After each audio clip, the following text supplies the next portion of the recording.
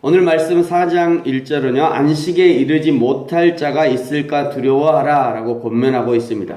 여기 안식이라는 것은 하나님의 안식, 영원한 안식, 천국의 안식을 의미합니다. 4절과 5절에 보시면요. 하나님께서 엿새 동안 천지를 창조하신 후 마지막 7일째 안식하신 것을 비유하면서 그 하나님의 안식에 들지 못할까 두려워해야 한다고 말씀하시는 것입니다. 창세기 2장 3절은 창세기 2장 2절과 3절은요. 하나님의 안식을 이렇게 표현하고 있는데요. 이렇게 말씀하고 계십니다. 하나님이 그가 하시던 일을 일곱째 날에 마치시니 그가 하시던 모든 일을 그치고 일곱째 날에 안식하시니라. 하나님이 그 일곱째 날을 복되게 하사 거룩하게 하셨으니 이는 하나님이 그 창조하시며 만드시던 모든 일을 마치시고 그날에 안식하셨음이니라. 하나님이 그날을 복되게 하셨다. 그리고 거룩하게 하셨다라고 말씀합니다. 결국 이 말씀은 하나님께서 7일째 안식하시면서 그날을 복되게 만드셨고 그날을 거룩하게 만드셨다는 그런 의미입니다. 그러니까 하나님이 아무것도 안 하고 그냥 푹 쉬신 게 아니라 하나님이 그 일곱째 날을 거룩하게 만드셨고 안식하도록 만드셨다, 이런 의미입니다. 지금은 우리가 이 7일차를 주일로 지키고 있고요. 예배하는 날, 하나님을 찬양하고 섬기는 날로 지키고 있습니다.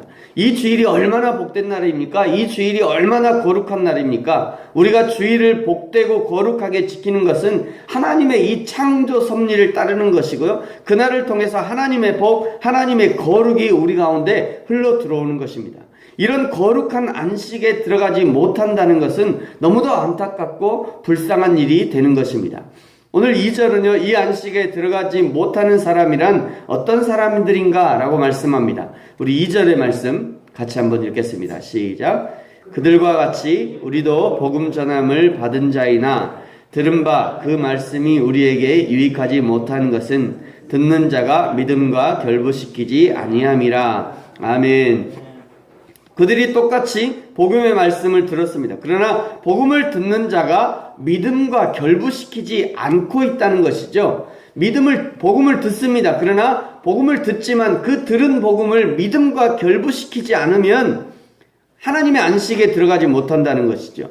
복음을 듣지만 그것을 내 삶 가운데 적용하지 못하는 것이죠. 우리가 성경 66권을 매일 듣고 묵상하지만 그러나 그 하나님의 말씀을 실제 내 삶 가운데 적용해보고 정말 하나님의 말씀이 그러한가 그대로 살아보지 않는다면 하나님의 말씀은 그저 글자에 지나지 않는 것입니다. 사랑하는 성도 여러분, 하나님의 말씀을 듣고 깨달았다면 이제 그 말씀이 실제되기 위해서 내 삶 가운데 적용해보고 말씀이 내 삶을 움직이고 내가 말씀대로 살아가길 힘쓰는 저 여러분이 되어지기를 축복합니다. 또 이 하나님의 안식에 들어가지 못하는 사람은 누구인가? 6절에 보시면요. 순종하지 않은 자들은 안식에 들어가지 못한다 라고 말씀합니다. 우리 6절 같이 한번 읽습니다. 시작. 그러면 거기에 들어갈 자들이 남아있거니와 복음 전함을 먼저 받은 자들은 순종하지 아니함으로 말미암아 들어가지 못하였으므로. 아멘. 그러면 7절과 그러면서 이제 7절은요. 시편 95편 7절 8절을 인용하고 있습니다. 여러분, 제가 시편 95편을 읽을 테니까 여러분은 7절을 보시면서 어떻게 다른지 한번 비교해 보시기 바랍니다. 시편 95편 7절 8절입니다. 그는 우리의 하나님이시요 우리는 그가 기르시는 백성이며 그의 손이 돌보시는 양이기 때문이라.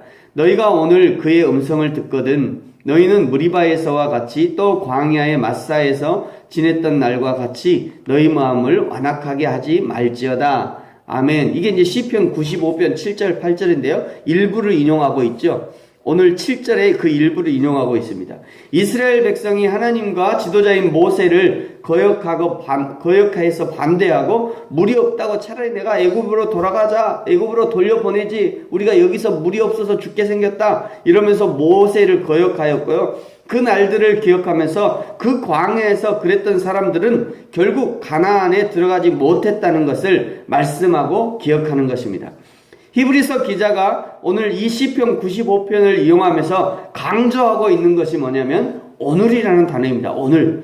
7절에 보시면 다윗의 글에 어느 날을 정하여 오늘이라고 미리 이같이 일렀으되 8절에 보면 오늘 너희가 그의 음성을 듣거든 하면서 일부러 오늘이라는 단어를 강조하고 있는 것입니다.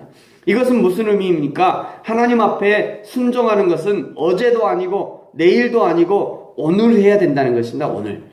하나님 앞에 순종할 때 늘 오늘 해야 돼요. 내가 지금 하나님 앞에 순종하지 않으면 어제 아무리 순종했다 해도 내일 내가 순종하려고 계획한다 해도 오늘 순종하지 않으면 안 된다는 거예요. 오늘이 가장 순종하기 어렵고요. 그리고 참 순종하려 한다면 지금 해야 된다는 것이에요. 그러므로 신앙은 항상 현재형이라고 할 수 있습니다. 현재형. 같은 맥락에서요. 오늘 11절은 저 안식에 들어가기 위해서 힘쓰라 라고 말하고 있습니다. 우리 11절 같이 한번 읽습니다. 시작. 그러므로 우리가 저 안식에 들어가기를 힘쓸지니 이는 누구든지 저 순종하지 아니하는 본에 빠지지 않게 하려 함이라. 아멘. 하나님의 안식, 하나님의 복, 하나님의 거룩은 결코 쉽게 얻어지는 것이 아닙니다. 그것은 힘씀이 필요합니다. 하나님이 복되고 거룩하게 구별하신 주의를 지키는 것도 결코 쉬운 일이 아닌 것이 바로 이런 이유에서입니다. 왜 이렇게 힘씀이 필요하냐면 11절 하반절에 순종하지 않은 본에 빠지지 않게 하려 함이라 말씀합니다. 순종하지 않은 본은 이스라엘 백성을 의미하는 거죠. 이스라엘 백성이 광야 생활은 순종하지 않은 사람들의 결말이 어떤가를 보여줍니다. 하나님을 거역하고 대항했던 사람들의 결말이 어떻게 되었는지를 본으로 보여주는 것이 이스라엘 사람들이라는 거예요. 40년 동안 하나님께서 그 광야에 돌리시면서 지난 애굽에서 400년 종살이의 그 근성을 빼는 시간을 삼으셨지만 이스라엘 백성들은 계속해서 하나님과 지도자에게 불순종하고 하나님의 징계를 받으면서 다시 순종하고 또 배부르면 불순종하다가 다시 전쟁이나 질병으로 하나님이 치시면 다시 돌아오는 것을 반복하고 있어요. 400년 종살이의 근성을 40년 동안 농축해서 빼려고 하니 이게 쉬운 일이 아닌 거죠. 민수기 21장에서는 불뱀을 보내가지고 강력한 독사를 보내서 대부분의 백성을 물게 하고요. 모세가 기도하자 야 모세야 장대에 구리뱀을 달아가지고 그 쳐다보게 해라. 그 쳐다본 사람은 다 살 거다. 그래서 모세가 그냥 집집마다 돌아보면서 여시여 장대를 쳐다보시오. 그랬더니 사람들이 뭐라고 그래요? 말도 안 되는 소리라고 해서 내가 지금 복사에 물려가고 죽어서 지금 죽을 판인데 무슨 장대를 쳐다보면 야 장대에 뭘 해놨다고 그걸 쳐다보면 사냐? 말이나 되냐? 너 와서 안수나 해줘라. 그러고 안 쳐다봐요. 그 결국 다 죽죠. 그 사람들이. 얼마나 완악한 사람들입니까? 이렇게 이스라엘 백성들의 순종하지 않은 역사를 본으로 보이면서 말이죠. 구체적으로 무엇에 어떻게 순종해야 되는지를 이제 12절 13절에 알려줍니다. 우리 12절 13절 같이 한번 읽습니다. 시작. 하나님의 말씀은 살아있고 활력이 있어 좌우에 날선 어떤 검보다 예리하여 혼과 영과 및 관절과 골수를 찔러 쪼개기까지 하며 또 마음의 생각과 뜻을 판단하나니 지으신 것이 하나도 그 앞에 나타나지 않음이 없고 우리의 결산을 받으실 이의 눈앞에 만물이 벌거벗은 것 같이 드러나느니라. 아멘. 하나님의 말씀은 살아있는 말씀이고 활력이 있는 말씀이며 검보다 예리하여 혼과 영과 및 관절과 골수를 찔러 쪼개실 뿐 아니라 너의 마음과 생각과 뜻까지도 다 살피신다는 것입니다. 그러니 어떻게 하라는 것입니까? 이 하나님의 말씀에 순종하라는 것이죠. 하나님의 말씀 앞에 드러나지 않는 것이 아무것도 없다고 말씀합니다. 그러니 어떻게 하라는 것이에요? 이 하나님의 말씀에 순종하라는 것이죠. 하나님의 말씀이 천지창조의 근본 원인이며 말씀이 없으면 우리는 아무것도 아니라는 것을 말씀하시는 것입니다. 그러니 당연히 우리가 하나님의 말씀에 순종해야 된다는 것을 말씀하시는 것입니다. 하나님의 기적은요, 말씀으로부터 시작이 돼요. 말씀이 치유의 근원이며 하나님의 역사는 말씀으로 시작되는 것입니다.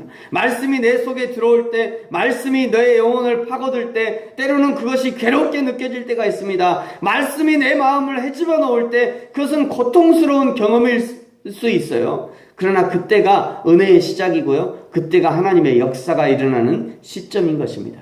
하나님의 말씀이요, 우리 마음에 들어올 때 때로는 아플 때가 있어요. 때로는 아플 때가 있습니다. 왜 하나님이 나한테 저 말씀을 하시지? 왜 목사님이 오늘 강단에서 저 얘기를 하시지? 나한테 하시는 소린가? 그때가 은혜의 시작이에요, 사실은. 그때. 왜 하나님이 내 마음, 왜 오늘 강 목사님이 내 속을 그냥 뒤집어 놓으시지? 목사님이 뒤집어 놓은 게 아니라 하나님이 뒤집어 놓을 수 있습니다. 하나님이. 그러니까 그렇게 하나님이 내 마음을 뒤집어 놓을 때, 이때부터, 이제부터 하나님이 나에게 은혜를 주시는가 보다. 이렇게 생각하시면 돼요. 그냥 꽁 해가고, 목사님이 내가 지금 어떤 사람인데, 내 마음을 저렇게 그냥 두고 봐요, 목사님이. 이렇게 하시면 안 되고, 오늘 하나님께서 나에게 은혜를 주시려나 보다. 이렇게 생각하시면서, 오늘부터 나에게 하나님께서 은혜를 주시는구나. 이렇게 하시면 될 것 같아요. 말씀을 마치겠습니다. 사랑하는 성도 여러분, 하나님의 안식에 들어가기 위해 힘쓰십시오. 하나님이 그 날을 안식하는 날로 복된 날로 만드셨습니다. 하나님은 지금도 성도의 안식을 위해서 하늘의 처소를 예비하고 계십니다. 하나님의 그 나라에는 결코 그냥 들어가는 것이 아니죠. 오직 예수 그리스도의 십자가 구속의 은혜로 들어가는 것이며 하나님의 말씀에 순종하는 자가 들어가는 것이고 그곳에 들어가기 위해서 그 신앙을 지키기 위해서 그 믿음을 지키기 위해서 힘쓰고 애쓰는 자가 들어가는 것입니다. 그 하나님의 안식에 안겨서 기적과 평안, 치유와 회복을 경험하는 저와 여러분이 되어지기를 예수님의 이름으로 축복합니다. 기도하겠습니다.